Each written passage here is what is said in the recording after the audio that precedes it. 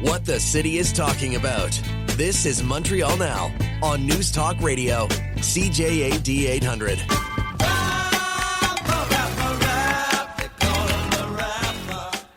That is James Mennie. He is over at the Montreal Gazette. Jim, before we get into it, I should let you know, so I'm talking to Jagmeet Singh last hour, right? He's in Montreal today to kick off the campaign. And I asked the question about, Donald Trump. And I mentioned your idea about, of course, it's the one candidate who can prove that Donald Trump hates them the most.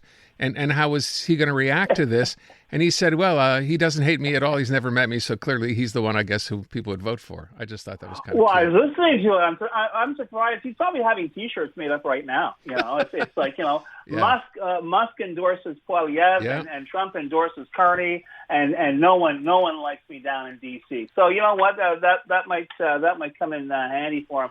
Listen, I got to tell you, and you raised the whole issue of the numbers for the NDP. You know what? This may be the swan song. I mean, unless things really turn around, this could very well be the swan song. And I got to tell you, I was there when he cites Jack Layton's the Orange Crush.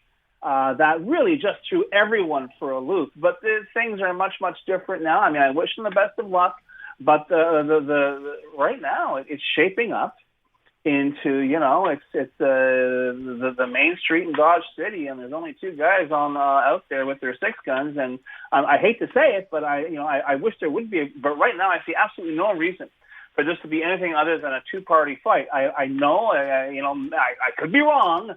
Events change everything, Aaron. We've already seen a lot of changes just in the past 24 hours. But the fact of the matter is, Mr. Singh has got a fight on his hands. I know he's a fighter. Good for him, because he's going to have a real one. He won't. And I think the best thing about this campaign is that it'll be over. It's going to be over sooner rather than later, i.e., the 28th of April. But yeah, good luck to him. It's funny and I'll move off this, but when Jagmeet talked about Jack Layton and brought up the 2011 campaign, I had to hold myself back from going, "You, sir, are no Jack Layton." From that famous vice presidential debate, remember? But this is it. There were so many things that lined up, so many dominoes that nobody was expecting. Not the least of which was and you had a real hint with the Orange Crush there, that the country was up to something. The country was kind of fed up with the whole tone of politics at that point. And here was Jack Layton offering hope. I've said this a zillion times on the show.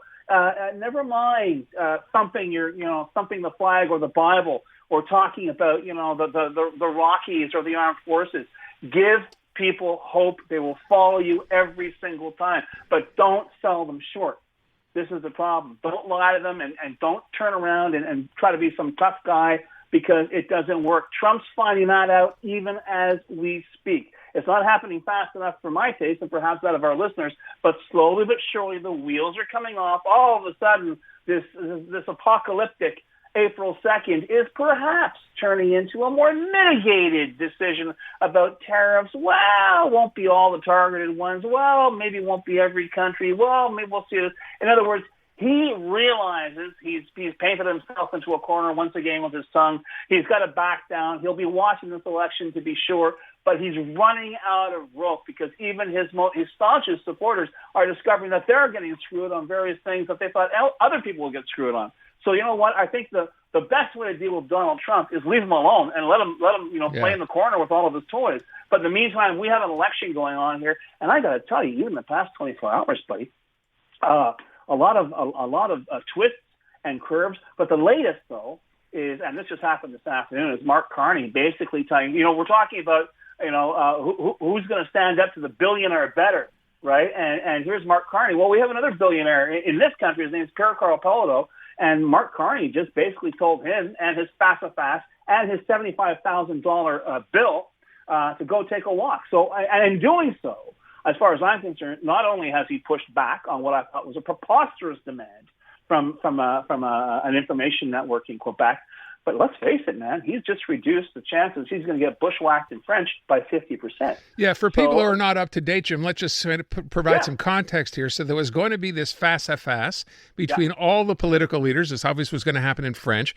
But then TVA decided if you want to be in this, it's going to cost you $75,000 per party.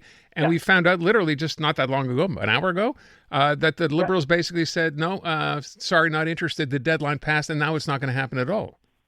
Well, yeah, because they all had to be involved or it wasn't going to happen. But I have to tell you, I'm really hoping, I'm sure somebody is digging into this, please do not tell me with a straight face that the Quebecor Empire, I know we're all going through a hard time right now on media.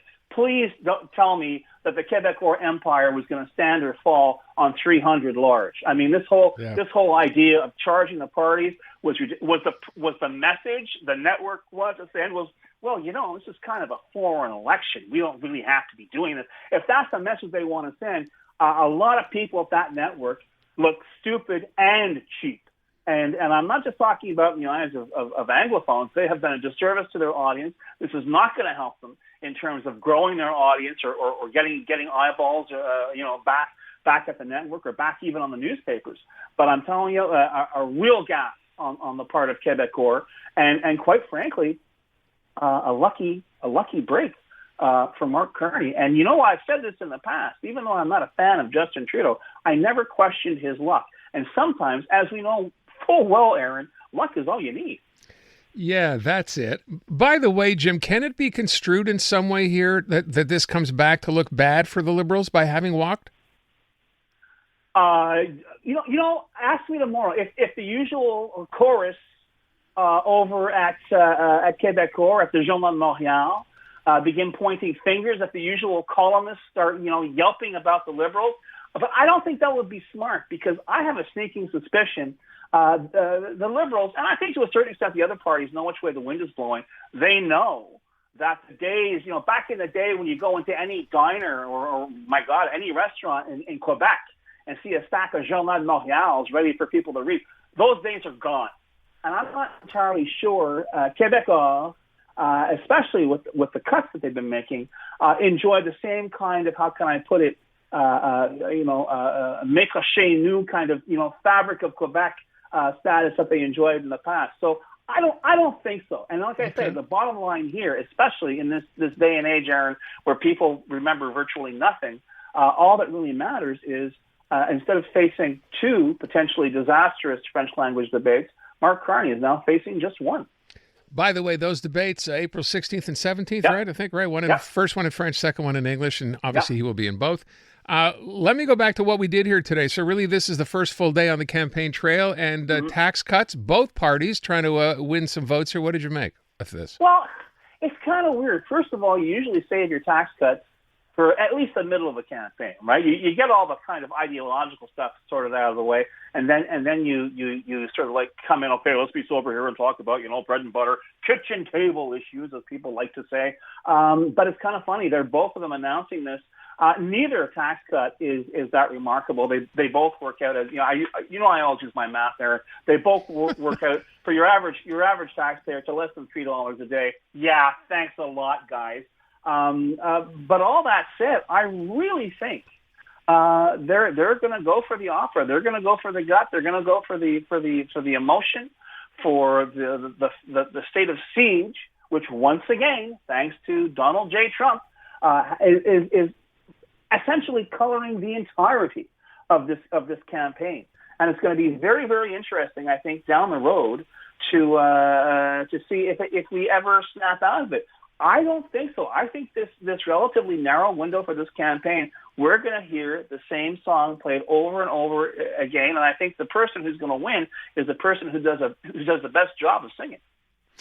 Okay, I would ask one last thing. Do you think this Danielle Smith thing, so I'm going to play that clip, by the way, later in the show. So Danielle Smith, Premier of Alberta, basically comes out and suggests that, you know what, for all intents and purposes, in her opinion, Pierre Poilievre is the best guy, or the guy Donald Trump would rather deal with. Is that fair to say?